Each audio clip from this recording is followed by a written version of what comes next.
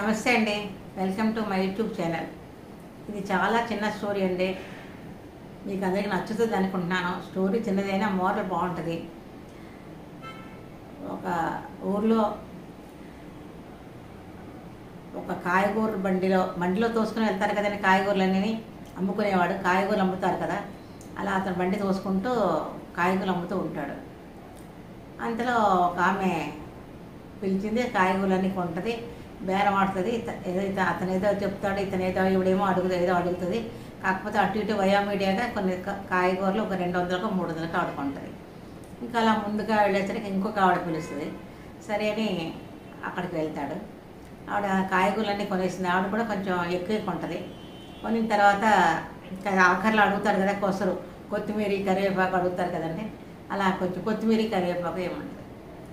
కొత్తిమీర కరివేపాకు వేయాలంటే ఇతను చాలా డబ్బులు పెట్టి కొన్నాడు, అది ఫ్రీగా ఇవ్వాలంటే చాలా కష్టం అని చేతి నష్టపోతాడు ఈయన అని ఎవరికి కొత్తిమీర కరివేపాకు ఫ్రీగా ఇవ్వడం మానేసాడు ఆయన.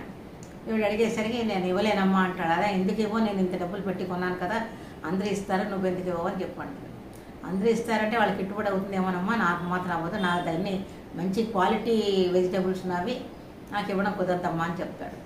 అలా ఇద్దరికి ఆర్గ్యుమెంట్ వచ్చేసి, అయితే నీ కాయగూరలు నీకు వద్దు అని చెప్పేసి ఆవిడ వెళ్ళిపోతుంది. మీరు కొనకపోతే మానేయండి అని ఆవిడ వెళ్ళిపోతుంది.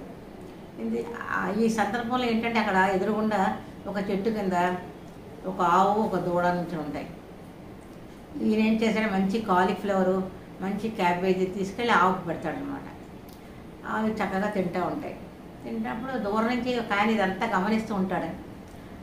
ఆవిడేమో బేరం ఆడింది, ఆఖరి కొత్తిమీర కరివేపాకు అడిగితే నువ్వు పెట్టలేదు, కానీ ఆవుకి మాత్రం అంత ఖరీదైన కాలీఫ్లవర్ క్యాబేజీ అయితే తోటకూర పాలకూర అవన్నీ ఉంటాయి కదండి, అవన్నీ పెడుతున్నావు, మరి నీకు ఇందులో నష్టం రాదా, లాభం వచ్చేది వదులుకున్నావు, నష్టం వచ్చేటట్టుగా వీళ్ళకి పెడుతున్నావు ఆవుకి దూడకి అంటే, లేదు సార్, ఆవిడ అడిగిందంటే నాకు నష్టం వస్తుంది, నేను కాకపోతే ఇంకొకళ్ళకి కొనుక్కుంటుంది ఆవిడ, కానీ ఈ ఆవు దూడ నా కోసం వెయిట్ చేస్తారు, నేను పెడితే కానీ ఎవరు పెట్టరు వీళ్ళకి, ఆవు నా కోసం చూస్తూ ఉంటుంది, ఆవు బాగా తింటే దూడ పాపం పాలు తాగుతుంది వాళ్ళ అమ్మ దగ్గర, అందుకే నేను రోజు వచ్చి పెడుతుంటాను, నేను పెట్టకపోతే ఈ ఆవుని దూడని ఎవరు పట్టించుకోరు, నేను పెట్టకపోయినా వాళ్ళు, నేను కొనకపోయినా నా దగ్గర ఇంకో దగ్గరికి కొనుక్కుంటుంది ఆవిడ అని చెప్పేసి ఆయన అంటాడు.